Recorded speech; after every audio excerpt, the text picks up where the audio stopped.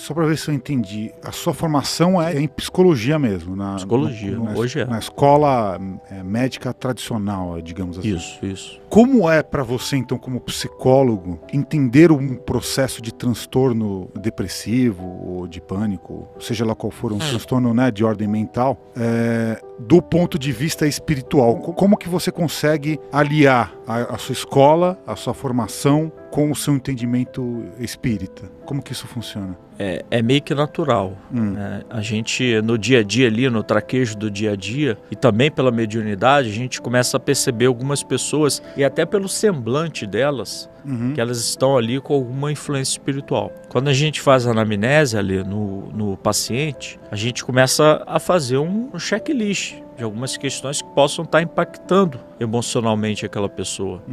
Em alguns casos, claramente, nós temos uma presença espiritual. Vou dar um exemplo para você. Uma atriz da Globo nos procurou, né? E eu fiz o atendimento fraterno online com ela. Foi atendimento fraterno, nem cobrei sessão nem nada. É porque foi só uma sessão, não tinha necessidade nenhuma, né? Depois ela nem terminou a terapia, porque ela estava há 15 dias com uma depressão muito forte, sem conseguir pegar no roteiro, sem conseguir trabalhar, sem conseguir desenvolver aquilo que ela precisava fazer para atuar. Eu falei, tem quanto tempo? 15 dias. Era uma atriz famosa. Tá se tornando famosa, né? Ela é jovem, né? Está se tornando famosa. E eu falei, o que você está fazendo amanhã? Era uma sexta, né? O que você vai fazer amanhã? Nada. Não estou conseguindo nem sair da cama. A pessoa estava sem energia, deitada numa cama e não conseguia se levantar. Então eu falei, vem à nossa casa espírita. Então quando ela chegou à nossa casa espírita, Fraternidade Espírita, né? Campo Grande, nós levamos o nome dela para desobsessão e os espíritos lá dentro falaram, tragam a filha aqui dentro.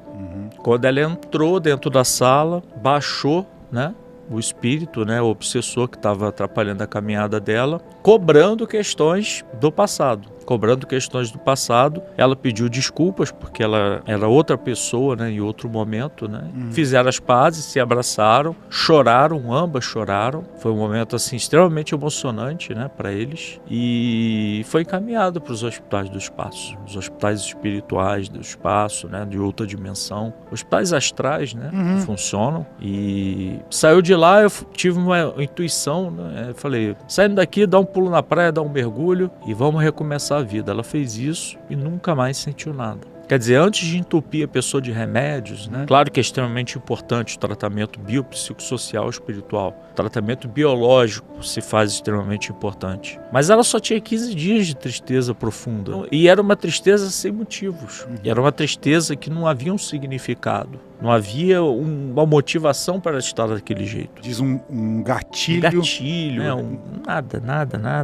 Eu fiz a anamnese toda com ela, não tinha nada. Problema de infância, não tinha nada. Eu falei, só pode ser um processo obsessivo.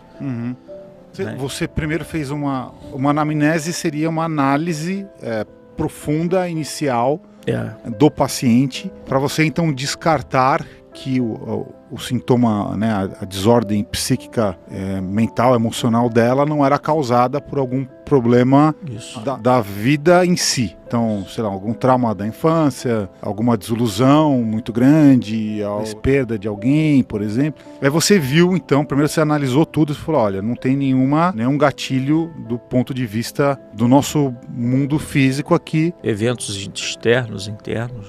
Eventos traumáticos que as pessoas passam e aí pode desencadear uma depressão também. E aí você chegou à conclusão que seria um processo de obsessão. Também pela mediunidade, pela intuição, né? A gente percebe claramente algumas pessoas, só pelo semblante, só pela energia, né, que envolve aquele ser, né, a gente já percebe que ele está envolvido, né? Eu juro por Deus, olha, mais de 100 pessoas que eu acompanhei naquela sala de desobsessão da nossa casa, 95 tinham algum tipo de processo de obsessão. A pessoa chega com crise de ansiedade, né? Você vai lá dentro acompanhar, porque ciência é observação. Aí tem o espírito pegando a garganta da pessoa, a pessoa não consegue nem se expressar. Muitas vezes por conta desses processos obsessivos complexos, né? E para desfazer esses processos obsessivos complexos, há uma necessidade muito grande de uma experiência do grupo mediúnico, né? Para que essa essa intervenção aconteça. Hoje já tem chips, né? Os espíritos já têm tecnologias muito avançadas de obsessão que eles controlam a distância da pessoa. Já tivemos médios da nossa casa com chips controlados à distância, né? E eles fazem uma devastação na vida da pessoa. Uma devastação. Mas teve casos que você pegou que você concluiu que não era caso de obsessão, por exemplo? Cada 100...